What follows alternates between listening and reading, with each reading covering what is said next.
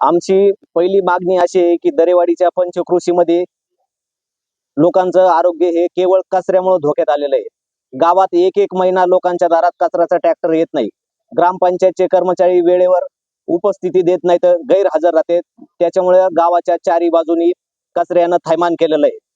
आणि याबाबत आम्ही ग्रामविकास अधिकारी यांना वारंवार लेखी तोंडी सूचना केल्या, कोणतीही कारवाई होत नाही।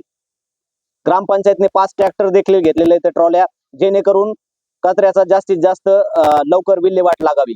पण त्या ट्रॉल्या ही गावच्या 5 दिशेला धूळ खात पडलेल्या आहेत। आणि दुसरा विषय महत्वाचा असा म्हणजे गावच्या विकास कामाचे जे काही टेंडर होते, ते टेंडर बाबत जी काही कल्पना असते ती ग्रामपंचायत सदस्यांना देणं बंधनकारक असतं।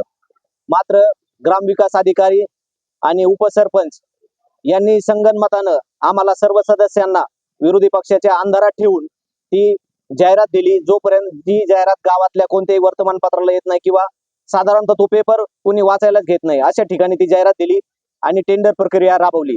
याला आम्ही विरोध केलेला आहे। त्याच्यामुळे त्यांनी त्या दिवशी ते टेंडर उघडले नाही। त्यातील विशेष महत्वाचा मुद्दा म्हणजे गावचा जो एक तरुण आहे सुशिक्षित बेरोजगार, त्यांनी यामध्ये काम भरलं होतं, पण त्याच्यावर राजकीय दबाव आणून ग्रामविकास अधिकारी व उपसरपंच यांनी त्याला त्या टेंडर मधून विड्रॉल करायला भाग पाडलंय, त्याच्यावर दबाव आणलाय। म्हणजे गावचा जो सुशिक्षित तरुण आहे त्यालाही त्याच्या गावात काम करू दिलं जात नाही। या सर्वांचा निषेध म्हणून ही टेंडर प्रक्रिया रद्द केली जावी आणि जिल्ह्यातल्या शासन परिपत्रकाप्रमाणे सर्वात जास्त जो खपाचा पेपर आहे लोकमत, पुण्यनगरी किंवा सकाळ, या पेपरला ती जाहिरात देण्यात यावी आणि ही टेंडर प्रक्रिया पुन्हा राबवावी। जास्तीत जास्त लोकांपर्यंत ती पोहोचली पाहिजे, चांगला त्याला ठेकेदार भेटला पाहिजे आणि उत्तम दर्जाचं काम झालं पाहिजे। यामध्ये संगनमत 100% ग्रामसेवक आणि उपसरपंच यांचं झालेलं आहे। त्याचा आम्ही निषेध म्हणून इथे उपोषणाला बसलोय आणि जोपर्यंत ही प्रक्रिया रद्द होत नाही तोपर्यंत आम्ही इथून उठणार नाही।